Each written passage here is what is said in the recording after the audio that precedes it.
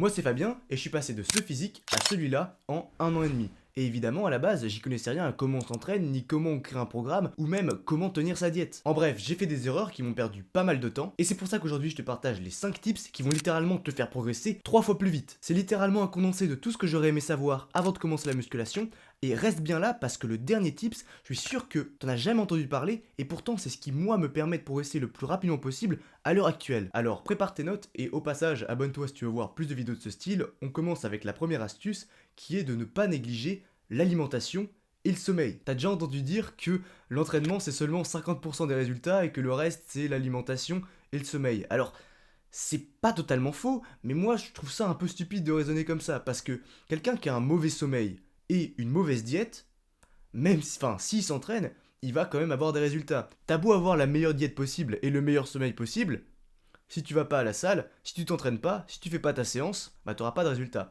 Donc moi j'aurais plus tendance à dire que l'entraînement c'est 50%, 60% et que le reste c'est 20 et 20%. Mais ça reste important. Si tu fais attention à ta diète et ton sommeil, tu peux multiplier par 2 tes résultats. Et tout le monde te parle d'avoir un bon sommeil, mais au final personne t'explique comment faire en fait.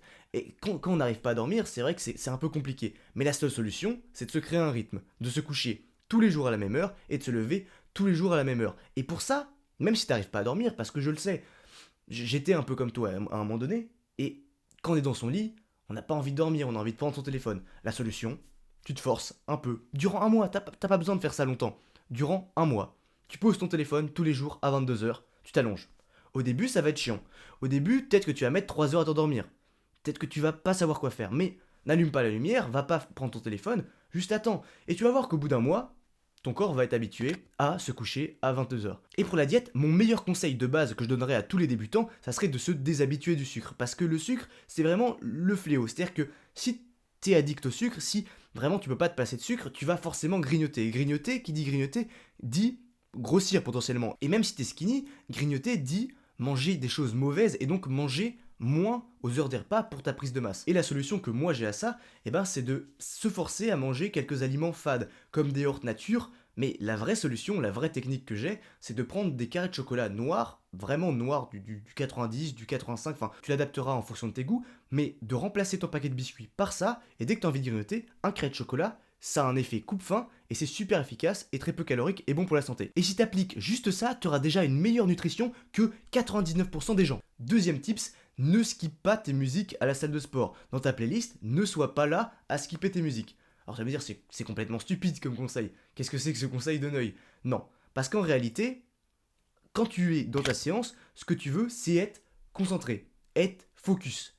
Et si tu skips, c'est que tu fais attention à la musique que tu écoutes. C'est que tu as envie, tu te dis, ah, cette musique-là, j'ai envie de la passer. Et ça casse ce flow qui te permet d'être efficace et de réussir à faire une bonne séance. Parce que moi, je sais que pendant longtemps, j'étais là, je faisais mes playlists et j'aimais bien avoir mes meilleures musiques pour chaque série, tu vois. Pendant les temps de repos, je m'en fichais un peu, mais à chaque fois que je reprenais ma série, je skippais pour avoir le début d'une instru, de la funk, peu importe. J'aimais vraiment être à chaque fois à mon prime pour chaque série. Mais le problème avec ça, c'est que ça te déconcentre. Et c'est là où j'arrivais, je faisais des séances de 3 heures à la salle de sport, de 2h30, 3 heures. Mais c'est beaucoup trop. Maintenant, depuis que je me suis déshabitué de ça, c'est-à-dire que j'ai ma playlist et je la laisse, même s'il y a une musique qui me plaît pas. En fait, l'objectif, c'est que de se forcer à ne pas skip, et tu verras qu'au bout d'un moment, tu n'auras plus envie de skip, et tu vas même plus penser à la musique. L'objectif quand tu as de la musique, c'est de ne plus penser pour être focus. Donc si tu penses à skip, ça casse tout, et tu passes une mauvaise séance. Et la solution extrême, mais c'est un peu compliqué, et des fois tu as envie d'être motivé, ça serait de ne pas écouter de musique, parce que là, évidemment, t'as pas envie de skip le vide. Et pour ça aussi, l'astuce, si tu écoutes de la musique, ça serait aussi de ne pas avoir des playlists aléatoires complètement random. Tu prends une playlist avec un thème, des musiques qui se ressemblent à peu près toutes, comme ça, il n'y a pas de cassure de rythme. Moi j'aime bien le rock pour ça, parce que le rock c'est un style un peu... ça te met dans un flow. Troisième conseil, et c'est peut-être le truc qui m'a fait perdre le plus de temps durant ma progression, c'est de croire dans le processus de la musculation. Tu le sais, la musculation, la croissance musculaire, c'est un truc qui est relativement lent. Hein, c'est pas en claquant des doigts du jour au lendemain. Tu peux faire des transformations, mais c'est au minimum sur 3 mois pour voir des résultats. Parce que c'est lent la croissance musculaire. Et donc pour ça, il faut vraiment il faut croire dans l'effet cumulé. Et Quand je dis l'effet cumulé, c'est par exemple, tu vois, quand tu fais une mauvaise séance, ne pas être démoralisé, et dire mince, j'ai fait une mauvaise séance, mince, je régresse. Non, c'est vraiment être content d'avoir fait une mauvaise séance, se dire que c'est normal, et de plutôt voir le bilan sur le mois et se dire ah ouais, d'accord, j'ai fait 2 mauvaises séances, mais au final, je mets quand même plus lourd sur tous les exercices à la fin du mois. C'est ça qu'il faut voir. Il faut aussi que tu saches une autre chose, c'est que tu ne peux pas prendre plus de 1 kg de muscle par mois. C'est biologiquement quasi impossible. Et même 1 kg, tu vois, c'est énorme 1 kg. Ça sera plus 500 grammes si t'es normal, voire 250 grammes, tu vois. Mais 250 grammes par mois, même 500 grammes par mois, tu vois, c'est déjà énorme. Sur 6 mois, t'as pris 3 kilos de muscles. Et 3 kilos de muscles secs, bah je sais pas si tu te rends compte, mais c'est énorme. 5 kilos de muscles secs, c'est énorme. 10 kilos de muscles. Bref, t'as compris. Et donc c'est pour ça qu'il faut vraiment avoir un peu, ce mot cliché, mais ce mindset. Ce mindset de se dire que, voilà, c'est l'habitude. Je vais faire mon sport, et c'est pas maintenant les résultats, on verra plus tard, il faut simplement que je fasse, que j'applique, je réfléchis pas, et voilà. Et tout va se passer, et c'est comme ça que je vais progresser. Et cette mentalité, elle va beaucoup avec le quatrième conseil, peut-être la chose ultime et le secret que tous les mecs qui sont extrêmement musclés vous cachent, entre guillemets, c'est d'aimer le sport. En fait, quand on vous dit de faire de la musculation, on vous vend un peu le truc en mode ouais, faut que ça dure, faut que tu te la butes, faut que tu te la donnes. Mais à la base, c'est un sport. Il faut que tu kiffes la musculation. Si tu veux progresser le plus vite. Et c'est même pas que dans la muscu. Toi, c'est dans tout. En cours, statistiquement. Enfin, c'est même pas statistiquement, ça a été prouvé. Il y a plein d'études sur le sujet. Mais on retient mieux les choses qu'on aime. Tu vois, à l'école, si on te parle de quelque chose, d'un fact que t'aimes bien, tu vas le retenir plus facilement qu'un truc que t'aimes pas. Un truc que t'as pas d'intention. Et pour la musculation, pour les sports, pour toutes les choses que tu fais dans la vie, les choses que t'aimes, tu vas progresser plus vite, évidemment. En fait, il faut que tu deviennes passionné de musculation. Alors passionné, hein, on revient à ce que j'ai dit juste avant, c'est pas forcément rester 3 heures par jour à la salle. Non, passionné, c'est juste aimer ce que tu fais et être content toi, de se dire ouais putain, ouais je fais ça, j'adore mon sport. Et aimer la musculation, c'est aussi s'entourer, avoir des gym bros, faire du sport avec ses amis et pouvoir partager sa passion. Et pour ça, j'ai peut-être un truc pour toi. Moi, j'ai créé un serveur Discord qui s'appelle Le Vestiaire. C'est un serveur Discord de GoMuscu où tu vas pouvoir partager tout ce que tu fais, tes plats, tout ce qui tourne autour de la musculation. C'est vraiment le lieu idéal pour parler protéines. Et d'ailleurs, vendredi prochain, je sélectionnerai 5 membres des plus motivés de mon serveur Discord pour tester mon accompagnement coaching. Parce que j'ai comme projet de faire un accompagnement pour coacher des gens comme toi qui cherchent à progresser le plus rapidement possible dans la musculation. Parce qu'on le sait, quand on est accompagné, on progresse forcément plus vite. Quand quelqu'un te fait tes programmes, ta diète, tu progresses plus vite. Même moi, qui ai toutes les connaissances, s'il y aurait quelqu'un qui gérerait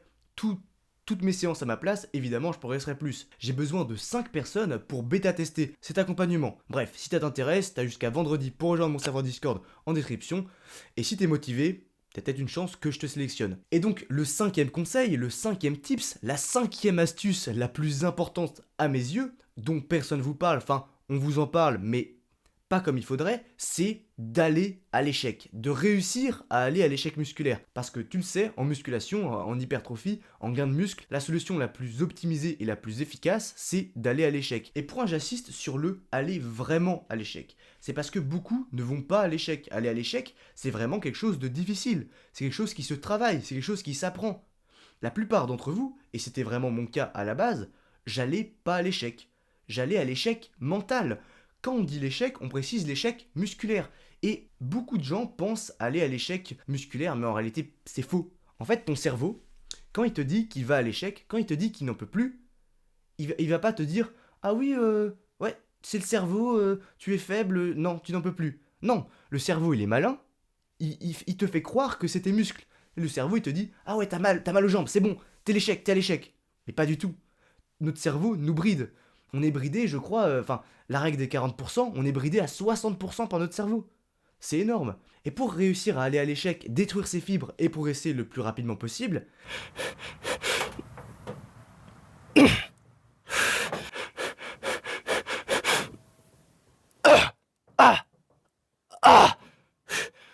faut que tu essayes. Ça dépend de chacun. Il y a des gens qui vont réussir à plus aller à l'échec sur des séries courtes, sur du 6 reps. Mais des gens vont réussir à plus aller à l'échec sur du 20 reps. Moi, il y a une chose que je sais, c'est que par exemple, au squat, je dois faire des séries longues. Je dois faire que mes jambes chauffent. Je dois chauffer mes jambes. Si je fais pas beaucoup de séries longues avant d'aller sur des barres comme 100 kilos, eh ben, j'ai pas le mental. Mon mental s'arrête et je n'arrive pas à pousser loin. Parce que, évidemment, si tu commences par faire 5 reps à 60, comment t'arriveras à faire 10 reps à 100? Non, c'est compliqué. C'est pour ça que monter progressivement, ça peut être un bon moyen de réussir à vraiment aller à l'échec. Mais sinon, pour aller à l'échec, il faut tester. Il faut pas rester simplement sur du 4x8. Il faut essayer de tester des biceps, tout plein de choses qui peuvent réellement t'aller à l'échec. Et une autre chose aussi qui peut t'aider à aller à l'échec, c'est d'être un fou. Celui qui progresse le plus en musculation, c'est le plus fou. C'est celui qui pousse, c'est celui qui ne réfléchit pas. C'est celui qui ne skip pas ses musiques et qui s'entraîne sans musique avec rien. C'est le plus fou. Pour vraiment progresser le plus rapidement possible et surpasser tout le monde, il faut vraiment être le plus fou. Et ça peut passer par d'autres choses, faire des choses difficiles au quotidien, comme arrêter le sucre, ou d'autres choses plus classiques, prendre des douches froides, ou ce genre de choses, qui t'aideront en fait à aller dans l'inconfort. En fait, aller à l'échec, c'est sortir de sa zone de confort. Et ça peut être compliqué si t'as l'habitude de scroller TikTok en permanence, manger du sucre ou ce genre de choses. Et c'est là où, dans le sport, il y a une certaine forme de développement personnel. Et ça, c'est absolument pas négligeable. Et si t'appliques vraiment tout ça, tu progresseras beaucoup plus vite que tout le monde. Avec ces 5 conseils, tu vas littéralement progresser 4, voire 6, voire 8, voire 9, voire 50 fois plus vite. Et mogue tous tes potes. Alors, abonne-toi. Merci de ton attention. C'était Fabien.